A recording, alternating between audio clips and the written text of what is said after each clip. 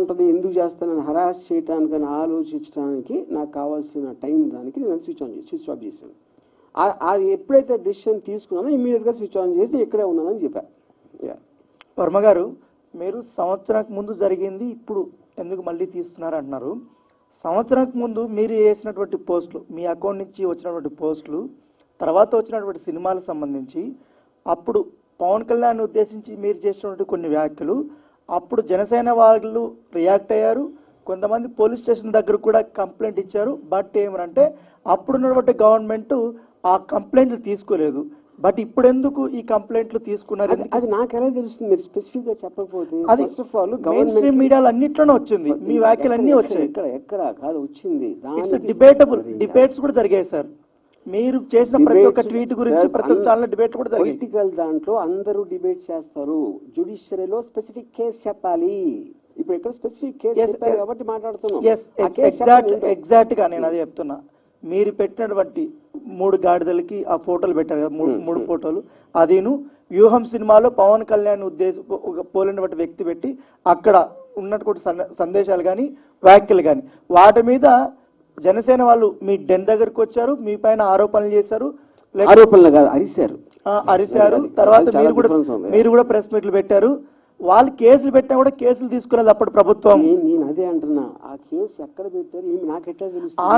ఆంధ్రాలో విజయవాడలో పెట్టారు. వచ్చి అరిసింది డెన్ దగ్గర. ఎక్కడ పెట్టారు కేసు చెప్పండి, ఏ స్టేషన్ చెప్పి పెట్టారు? పంజాగుట్లో కూడా కేసులు పెట్టారు, బట్ తీసుకోలేదు అప్పుడు. నేను అదే అడుగుతున్నా, పంజాగుట్లో ఎలా పెడతారు అంటే ఎలాగంటే నా జ్యూరిస్డిక్షన్ అయినా అభిమానులు మనోభావాలు దెబ్బతిన్న తర్వాత అది ఓకే. నేనేమంటున్నానంటే పోలీసు కేసు తీసుకోకపోతే నేనే ట్రాన్స్ఫర్ చేస్తాను దానికి. పోలీసు డిపార్ట్మెంట్ ఇస్ డిఫరెంట్, నాకు సంబంధం లేదు. I'm film maker. సోషల్ మీడియాలో ఈ మధ్య కాలంలో వ్యక్తిగత దూషణలు ఎక్కువైపోతేనే ఫ్యామిలీని కించపరుస్తున్నారు. దీన్ని కంట్రోల్ చేయాలన్నప్పుడు గతంలో ఉన్నటువంటి అన్ని కూడా తీసుకుని కేసులు పెడుతున్నారు. ఆ పరంపరలో మీరు కూడా కేసులు పెట్టారు. అది నాకు తెలియదు, ఎందుకంటే నాకు తెలియకుండా ఐ డోంట్ వాంట్ టు ఫలానా వాళ్ళు మలానా అవుతుంది కాదు ఫలానా వాళ్ళు చేస్తున్నారు, ఫలానా వాళ్ళు చెప్పారని నేను చెప్పలేను, ఎందుకంటే ఆ నాలెడ్జ్ నా దగ్గర లేదు.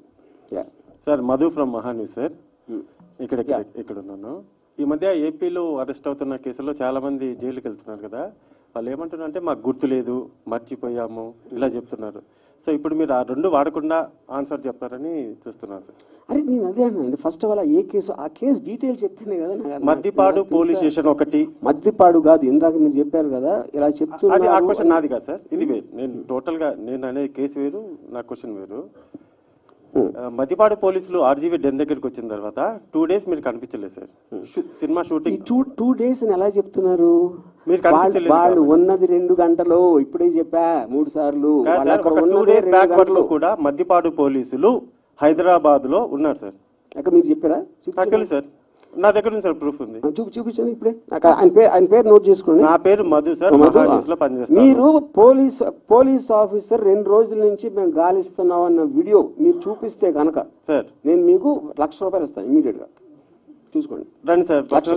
ఈ ప్రెస్ మీట్ అయిపోయిన తర్వాత మీకు ఆడియో వినిపిస్తాను సార్.